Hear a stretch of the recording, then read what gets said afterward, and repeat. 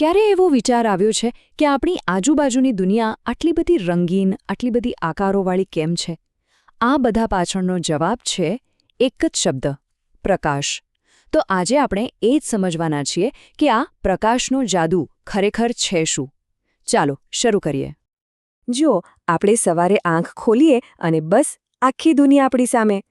પણ વિચારવા જેવી વાત એ છે કે આ કોઈ જાદુ નથી, આ તો પ્યોર સાયન્સ છે.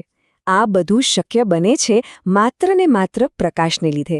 એની જે થોડી વિચિત્ર પણ એકદમ રસપ્રદ વર્તણૂક છે ને, એના કારણે. હવે આ સમજવા માટે ચાલો થોડીવાર માટે આપણે બધા જાસૂસ બની જઈએ. સવાલ એ છે કે જ્યારે પ્રકાશ કોઈપણ વસ્તુને અથડાય છે ત્યારે શું થાય છે? કારણ કે દરેક પદાર્થ છે ને એ પ્રકાશ સાથે અલગ અલગ રીતે વર્તન કરે છે. ચાલો આની જ તપાસ કરીએ.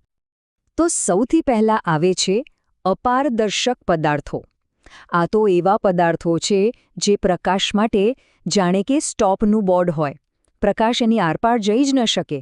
દાખલા તરીકે આપણી દિવાલ, કોઈ લાકડાનું ટેબલ કે પછી હાથમાં રહેલું પુસ્તક. પ્રકાશ બસ ત્યાં જ આવીને અટકી જાય. હવે અપારદર્શકથી બિલકુલ ઉલટું, એટલે કે પારદર્શક પદાર્થો. આ પદાર્થો તો પ્રકાશ માટે જાણે ખુલ્લા દરવાજા જેવા છે. પ્રકાશ એમાંથી એકદમ આરામથી પસાર થઈ જાય અને એટલે જ આપણે એની આરપાર બધું જ ક્લિયર જોઈ શકીએ છીએ. ઉદાહરણ તરીકે બારીનો કાચ કે પછી એક ગ્લાસમાં ભરેલું સાફ પાણી. અને હવે આવે છે ત્રીજો અને થોડો રહસ્યમય પ્રકાર: પારભાસક. આ પદાર્થો કેવા છે ખબર છે? થોડા શરમાળ જેવા. એ થોડો પ્રકાશ તો જવા દે છે, પણ બધો નહીં. એટલે પરિણામ શું આવે? આપણને એની આરપાર દેખાય તો ખરું, પણ એકદમ ધૂંધળું, જેમ કે બાથરૂમનો પેલો દૂધિયો કાચ હોય અથવા તો કોઈ તેલવાળો કાગળ. તો ચાલો ફટાફટ આની સમરાઇઝ કરી લઈએ. મુખ્યત્વે 3 પ્રકારના પદાર્થો છે. એક અપારદર્શક, જે પ્રકાશને પૂરેપૂરો રોકી દે છે. બીજું પારદર્શક, જે પ્રકાશને આરામથી પસાર થવા દે છે. અને ત્રીજું પારભાસક, જે થોડો પ્રકાશ જવા દે અને થોડો રોકી લે. બસ આ 3 સરળ નિયમો પર જ આપણી આખી જોવાની દુનિયા ટકેલી છે. પણ એક મિનિટ, જ્યારે કોઈ અપારદર્શક પદાર્થ પ્રકાશનો રસ્તો રોકે ત્યારે શું થાય? ત્યારે જ એક રસપ્રદ વસ્તુ બને છે. જન્મ થાય છે એક રહસ્યમય સાથીનો, જેને આપણે બધા જ ઓળખીએ છીએ: આપણો પડછાયો. તો ચાલો હવે આ પડછાયા પાછળનું વિજ્ઞાન શું છે એ સમજીએ. પડછાયો બનાવવાની રેસીપી તો એકદમ સિમ્પલ છે, ખબર છે? સૌથી પહેલાં આપણને જોઈએ પ્રકાશનો કોઈ સ્ત્રોત. માની લો કે સૂર્ય અથવા કોઈ બલ્બ. પછી એના રસ્તાની બરાબર વચ્ચે મૂકી દો કોઈ અપારદર્શક વસ્તુ. અને બસ થઈ ગયું. જે જગ્યા પર પ્રકાશ પહોંચી ન શક્યો, એ જે કાળો ભાગ બન્યો, એ જ છે આપણો પડછાયો. અને જુઓ, આ જે નિયમોની આપણે વાત કરીને, એ જ આખા ખેલનો આધાર છે.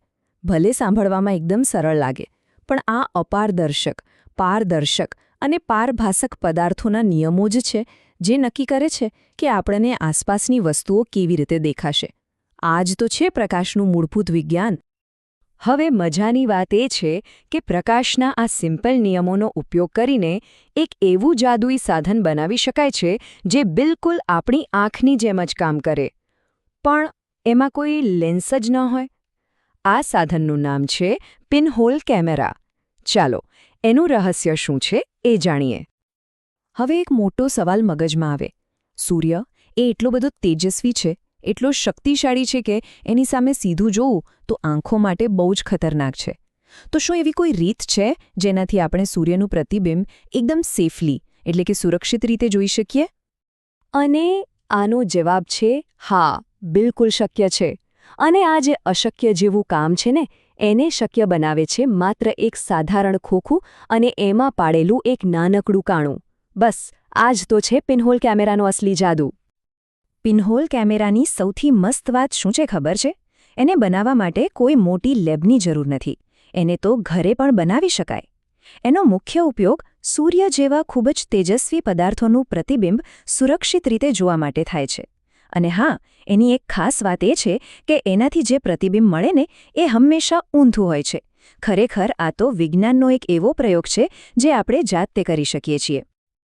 તો અત્યાર સુધી આપણે જે કંઈ પણ જોયો, પડછાયો કેવી રીતે બને છે, પિનહોલ કેમેરો કેવી રીતે કામ કરે છે, આ બધી જ વસ્તુઓ પ્રકાશના ફક્ત 2 મૂળભૂત નિયમો પર જ ચાલે છે.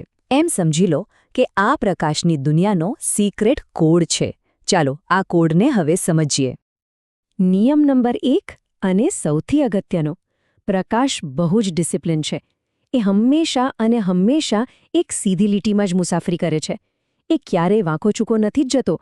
અને બસ આ જ કારણ છે કે જ્યારે એના રસ્તામાં કોઈ વસ્તુ આવી જાય તો એ એને ઓળંગીને નથી જઈ શકતો અને એટલે જ પાછળ પડછાયો બને છે. અને હા, પિનહોલ કેમેરો પણ આ જ સીધી લીટીના નિયમ પર ચાલે છે. અને નિયમ નંબર 2 છે પરાવર્તન. રોજ સવારે જ્યારે અરીસા સામે ઊભા રહીએ છીએ ત્યારે આ જ નિયમ કામ કરતો હોય છે. જ્યારે પ્રકાશ અરીસા જેવી કોઈ ચળકતી સપાટી પર પડે ત્યારે એ કોઈ દડાની જેમ અથડાઈને પાછો ફેંકાય છે. આ પાછા ફેંકાવાની ક્રિયાને જ પરાવર્તન કહેવાય અને એના લીધે જ આપણને આપણું સ્પષ્ટ પ્રતિબિંબ દેખાય છે. તો હવે જ્યારે પ્રકાશના આ બેઝિક નિયમો ખબર પડી ગઈ છે ત્યારે ખાતરી છે કે આસપાસ જોવાનો નજરિયો જ બદલાઈ જશે. હવે પછી જ્યારે પણ કોઈ પડછાયો જોશો કે અરીસામાં પોતાને જોશો ત્યારે એની પાછળનું વિજ્ઞાન ચોક્કસ યાદ આવશે. પ્રકાશની આ દુનિયા ખરેખર કેટલી બધી અજાયબીઓથી ભરેલી છે નહીં? બસ વિચારતા રહો અને શોધતા રહો.